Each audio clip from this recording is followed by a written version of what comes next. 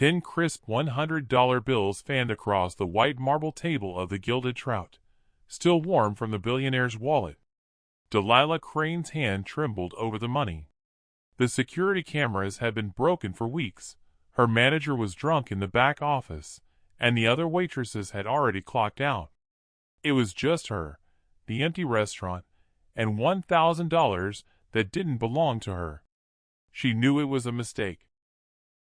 She had watched the billionaire, Fletcher Kensington, collapse when he got that phone call. She watched his face crumble as he whispered, "How long does he have?" before throwing the money down without looking and racing toward the exit. His mind was already at the hospital. This wasn't a tip. It was an accident. Keeping it meant her daughter, Iris, wouldn't go to bed hungry. It meant paying for the leukemia medications that kept the 7-year-old alive. But returning it meant chasing a man whose world was ending. Delilah grabbed the bills, shoved them into her pocket, and ran. She arrived at Providence Memorial Hospital with the money sealed in an envelope. She found Fletcher in the ICU waiting room, his tie missing and his eyes hollow. When she handed him the cash, he stared at her in disbelief. "You brought it back?" he whispered. "Do you have any idea what most people would have done?" "Kept it," Delilah admitted. "But you were distracted." "You made a mistake. And I'm a mother. I know that look on your face." For the next hour, the billionaire and the waitress sat together. He told her about his son Owen's motorcycle accident. She told him about Iris's fight with cancer. She gave him the strength to face the doctors, and before she left, he forced his personal number into her hand, making her promise to call if she ever needed help. 3 days later, Fletcher appeared at the restaurant. His son had woken up and was expected to make a full recovery. He looked at Delilah and realized that while he was surrounded by millionaires, he had never met anyone with her level of integrity. He didn't offer her a reward. He offered her a career. He hired her as his executive assistant with a $120,000 salary and private medical care for Iris. The transition was brutal. Powerful executives like Vivian Corbin mocked her, calling her a charity case and dead weight. They assumed a waitress had nothing to offer a billion-dollar tech firm. But Delilah used the skills she'd learned from years of service. She knew how to be invisible, and she knew how to watch people when they thought no one important was looking. While the executives played power games, Delilah noticed the rot. She caught a senior VP cooking the books and, during a massive $800 million merger, she uncovered a secret plot by Vivian to stage a corporate coup and oust Fletcher from his own company. Because Delilah had chosen honesty over survival on that rainy night at the restaurant, she was the only person Fletcher could truly trust. She didn't just save his money, she saved his legacy. 6 months later, Delilah sat in her new office overlooking the Portland skyline. Iris was downstairs in the company's elite childcare center, healthy and happy. Delilah realized that by giving back $1,000 she desperately needed, she hadn't just changed her bank account, she had changed her soul. She was no longer the invisible woman made of glass. She was the woman who had proven that integrity is the most valuable currency in the world. The promotion to Vice President of Operations wasn't just a title change. It was an invitation to a battlefield. Delilah Crane soon realized that while the Gilded Trout had been physically exhausting, Kensington Innovations was psychologically draining. At the restaurant, the stakes were a cold steak or a forgotten side of ranch. Here, the stakes were thousands of jobs and the future of global cloud security. The morning after Vivian Corbin's public downfall, the office felt different. The air was thick with a mixture of fear and newfound curiosity. As Delilah walked toward her new corner office, a space of glass and chrome that still felt like a borrowed suit, she could feel the eyes of the staff boring into her back. They no longer saw a charity case. They saw a silent assassin. Fletcher was waiting for her inside. He looked younger than he had months ago. The weight of his son's recovery had lifted a shadow from his brow, but the betrayal by his board had replaced it with a sharp, calculating edge. "You're thinking about the coffee," Fletcher said, not looking up from his tablet. Delilah paused, her hand on the door handle. "Actually, I was thinking about the cleaning crew.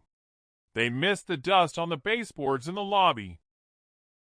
"If investors see we don't care about the corners of our own home, they'll think we don't care about the corners of their data." Fletcher finally looked up, a small, triumphant smile tugging at his lips. "And that is exactly why you are here. Everyone else is looking at the horizon. You're looking at the dirt under our fingernails." But the transition wasn't seamless. Delilah spent her nights buried in textbooks on corporate law and financial modeling.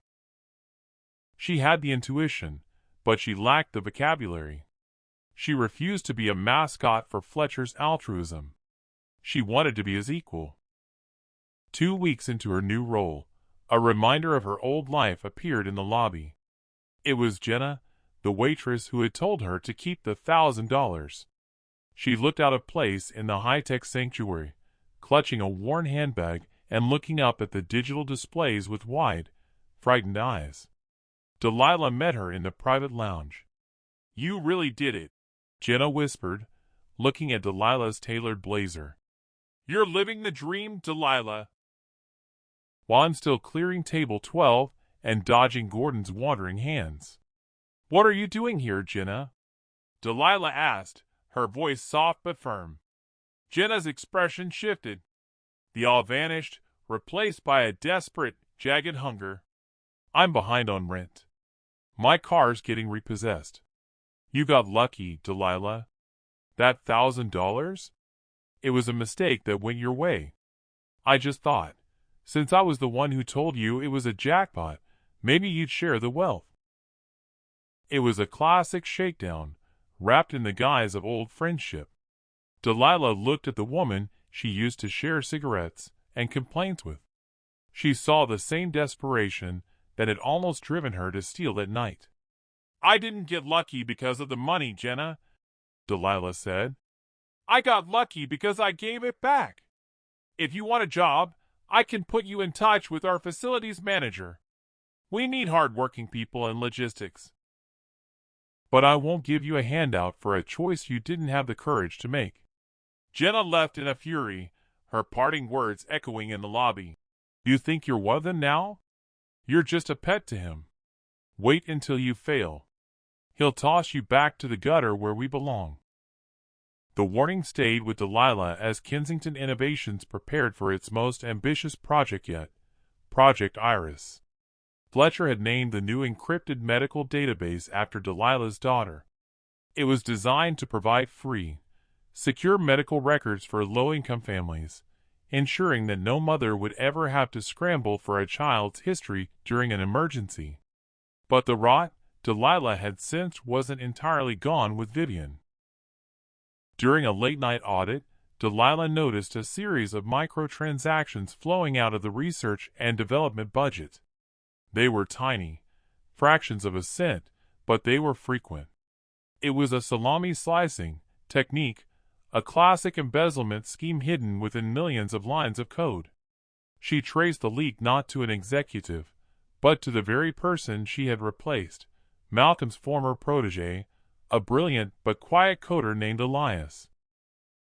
Instead of going to Fletcher, Delilah went to the basement where the servers hummed. She found Elias hunched over 3 monitors.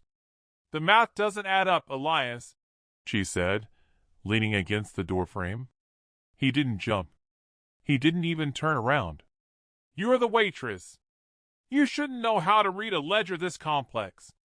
"I know how to count tips in a dark room," Delilah countered. "And I know that when $0,001 goes missing 1,000,000 times a day, someone is building a castle in a country without extradition." Elias turned, his face pale. "I'm not the only one, Delilah." Vivian didn't act alone. There are board members who think Fletcher has gone soft. They think Project Iris is a waste of capital. They wanted the data sold to insurance companies. I'm just taking my cut before they burn the whole thing down. He offered her a deal. A digital key to a Swiss account. Enough money to ensure Iris would never have to work a day in her life. Just look the other way for 48 hours. The merger will collapse on its own, Fletcher will be forced to sell, and we'll be ghosts. Delilah looked at the screen. The numbers represented real people. Real children. Real lives. You think I'm here because I want to be rich, Delilah said. I'm here because I know what it's like to be the person on the other side of that data. I know what it's like to be a statistic. She didn't call security. She called Fletcher. But when Fletcher arrived, he wasn't alone. He was accompanied by two men in dark suits, federal agents. I've been tracking Elias for weeks, Fletcher admitted to Delilah afterward, as they watched the coder being led away in handcuffs. I wanted to see if you catch it, and I wanted to see if you take the bait. Delilah felt a cold shiver. It was a test? Still, everything is a test, Fletcher said, his voice heavy. In this world, the moment you stop testing the people around you is the moment you lose everything. You passed. Again. The cost of integrity. The success of Project Iris made Delilah a minor celebrity in the tech world. She was the Waitress VP, a Cinderella story for the digital age. But the fame came with a price. The media dug into her past. They found the hospital bills, the custody battle with her ex-husband, the nights she had slept in her car. They turned her struggle into a spectacle. One evening, after a grueling press conference, Delilah found herself back at the Gilded Trout. She wasn't there to eat. She sat at the bar, watching a new waitress, a young girl who looked like she was one broken plate away from a breakdown. Clear table 12. Gordon, the manager, approached her, his nauseating smile firmly in place. Miss Crane! A delight to have you back. The best table in the house is waiting. I'm not staying, Gordon, Delilah said. She pulled out a thick envelope. Inside was enough money to pay off the medical debts of every single employee in the restaurant. I remember the ledger you keep in the back. I know who's drowning. Consider this an anonymous tip from a ghost. As she walked out, she saw the young waitress find the envelope. She saw the girl's hand shake. She saw the moment of choice flash across her face. Delilah didn't wait to see what the girl did. She knew that some lessons had to be learned in the dark. A year to the day after she returned the $1,000, Fletcher called Delilah to the roof of the Kensington Tower. The board wants to make you a permanent partner, Fletcher said, looking out at the city they now helped protect. But there's a condition. They want you to head the new venture in London. It would mean leaving Portland. It would mean leaving the life you just built. Delilah looked at the lights of the city. She thought of the hospital where Owen had woken up. She thought of the apartment where she and Iris had shared ramen by candlelight. Why London? She asked. Because they're afraid of you here? Fletcher laughed. You see too much. You're the conscience of this company, Delilah. And a conscience is a very uncomfortable thing for a billionaire to carry around every day. Delilah realized then that her journey wasn't about the money or the title. It was about the power to change the narrative. She had started as a victim of the system, became a witness to its flaws, and was now a threat to its corruption. I'll go, Delilah said, but on one condition. Anything, Fletcher replied. I want the $1,000 back. Fletcher blinked, confused. What? The original 10 bills. You kept them in your desk, didn't you? As a reminder? Fletcher reached into his pocket and pulled out a worn leather billfold. He extracted the 10 $100 bills, now wrinkled and faded. Delilah took them. She walked to the edge of the roof and let them go. The wind caught the paper, spinning the bills into the night sky, scattering them over the streets of Portland. "What are you doing?" Fletcher gasped. "I'm letting go of the debt," Delilah said. "I don't owe you my loyalty because you saved me, and you don't owe me your trust because I returned your money. We're partners now, Fletcher. Not a billionaire and a waitress. Just two people trying to do the right thing."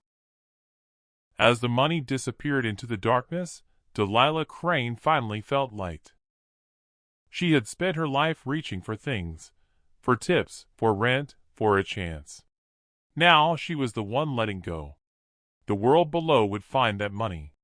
Someone would see $100 bill floating onto their windshield or landing in their gutter. And for that person, the test would begin. Delilah turned back toward the glass doors, her head held high. The story of the waitress was over. The story of the architect of change had just begun. 1 year to the day after that rainy night at the Gilded Trout, Delilah stood in her penthouse apartment, looking at a suitcase that cost more than her old car. She was leaving for London to head Kensington's International Division.